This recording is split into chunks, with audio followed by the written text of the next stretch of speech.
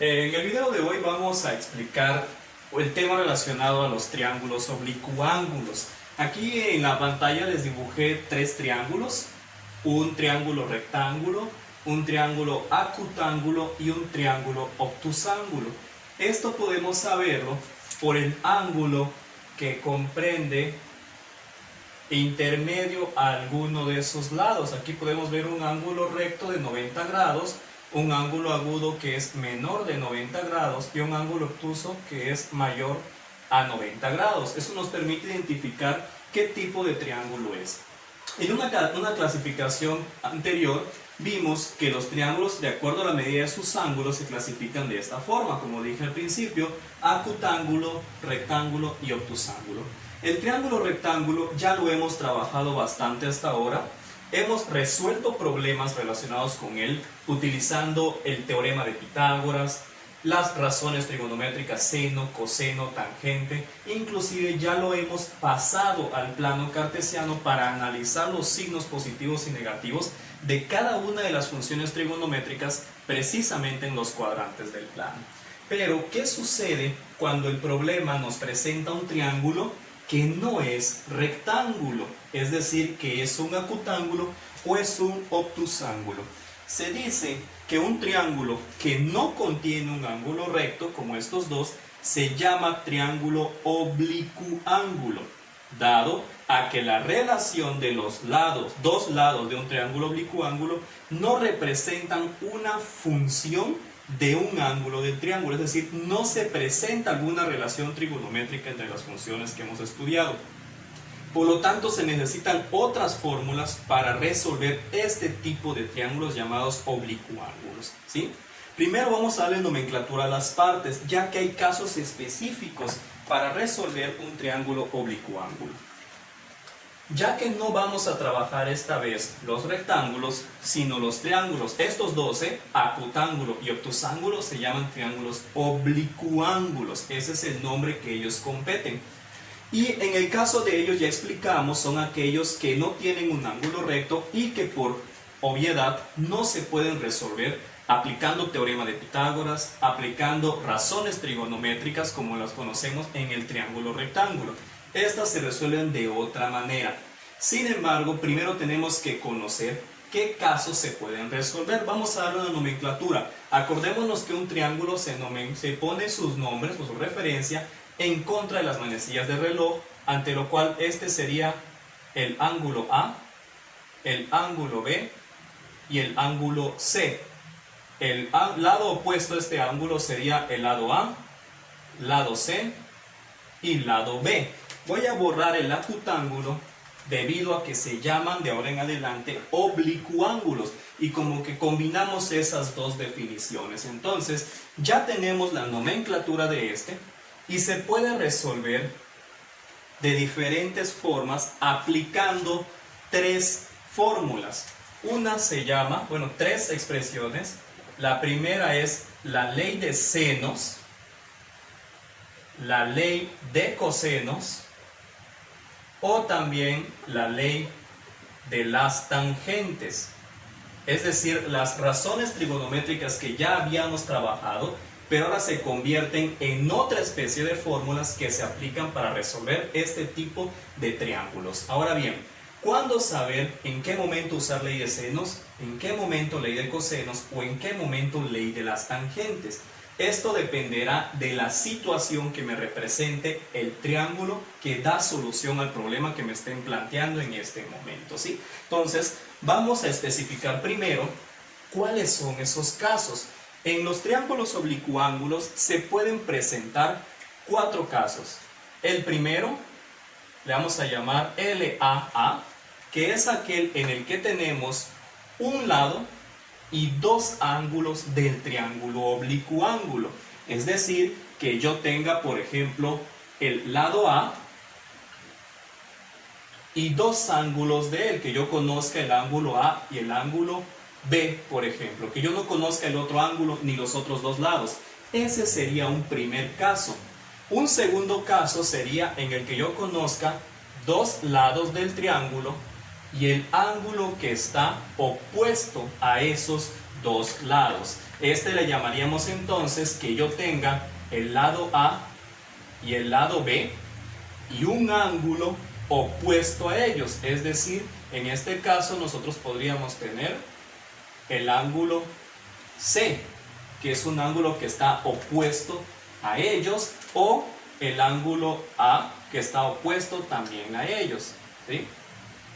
Un tercer caso es cuando tenemos dos lados del triángulo y el ángulo que está en medio de ellos. Por ejemplo, que yo tenga el lado A y el lado C y el ángulo que esté en medio de ellos dos, que va a ser el ángulo B. Ese sería otro caso en el que puedo resolver un triángulo oblicuo ángulo.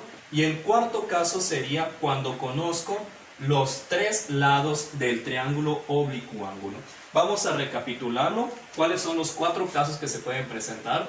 Primero, cuando tengamos como datos un lado y dos ángulos, dos lados y el ángulo opuesto a esos lados, dos lados y el ángulo que está en medio de esos dos lados, y cuando conocemos los tres lados del triángulo. Vamos a volver a poner la nomenclatura, ¿sí?, para trabajar. Estos son los cuatro casos. Ahora, por el momento voy a explicar solamente cuáles son esas leyes, senos, cosenos y tangente, pero nos vamos a centrar en la ley de senos y en la ley de cosenos, ya que esas dos por lo general son las que más se utilizan en el aula, ya que ellas me permiten resolver estos cuatro casos. En un video posterior, de hecho aquí en la descripción de este mismo, encontrarán ustedes los links para redirigirse a los cuatro casos, como videos del caso 1, caso 2, caso 3 y caso 4, por ley de senos y ley de cosenos. Vamos a especificar, cuando tengamos estos dos casos, vamos a utilizar la ley de senos. Ahorita voy a explicar por qué. Y cuando tengamos estos dos casos, recurriremos a la ley de cosenos. Esto es importante que lo tengamos en cuenta como teoría previa a la resolución de problemas mediante estas leyes. Pero, ¿cuáles son estas leyes? ¿Sí? La ley de senos, vamos a hablar específicamente de ella. La ley de senos se refiere a una relación que se representa mediante tres fracciones igualadas sobre los lados y los ángulos. Esta es la ley de senos. La ley de senos dice que el lado A entre el seno de su ángulo correspondiente es igual al lado B entre el seno de su ángulo correspondiente, que a su vez también es igual al lado C entre el seno de su ángulo correspondiente.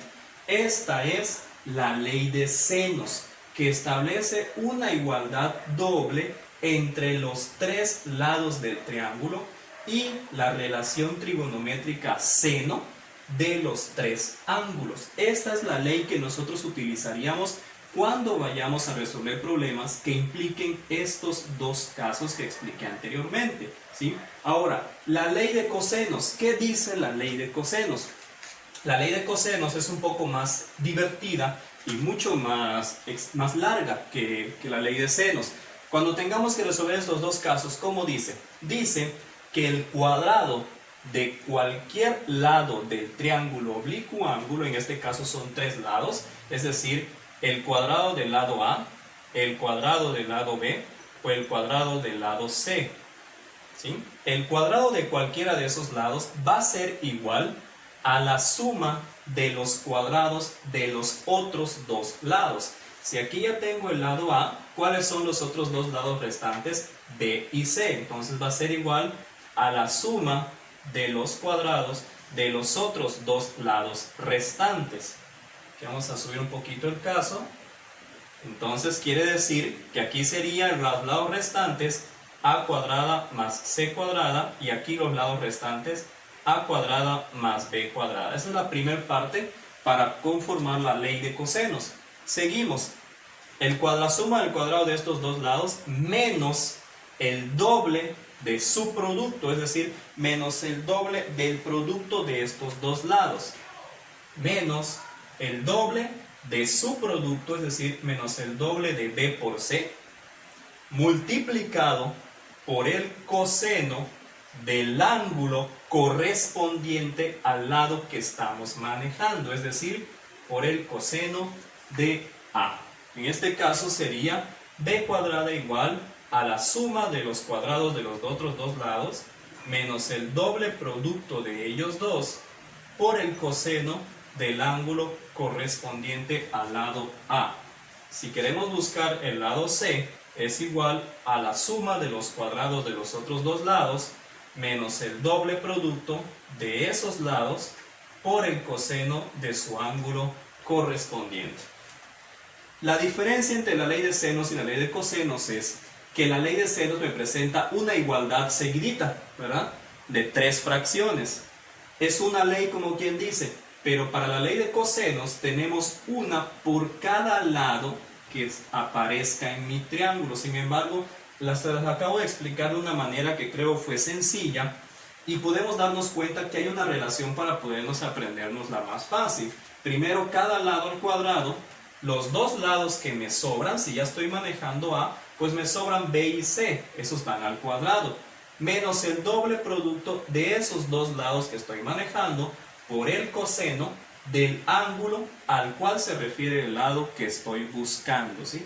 Ya después, en los siguientes videos, vamos a tener que hacer despejes tanto para aplicar las leyes de los cosenos como la ley de los senos, ¿sí? Porque si se dan cuenta tenemos ecuaciones muy grandes y aquí podemos hacer despejes usando procedimientos algebraicos para llegar a lo que yo necesite buscar a partir de ellas, ¿sí? Entonces, hacemos una remembranza general.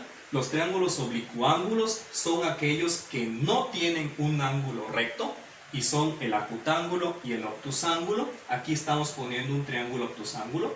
Estos se pueden resolver aplicándose 4 casos en ellos, en el que conozco un lado y 2 ángulos, 2 lados y el ángulo opuesto a ellos, 2 lados y el ángulo que está entre ellos, y cuando conozco 3 lados.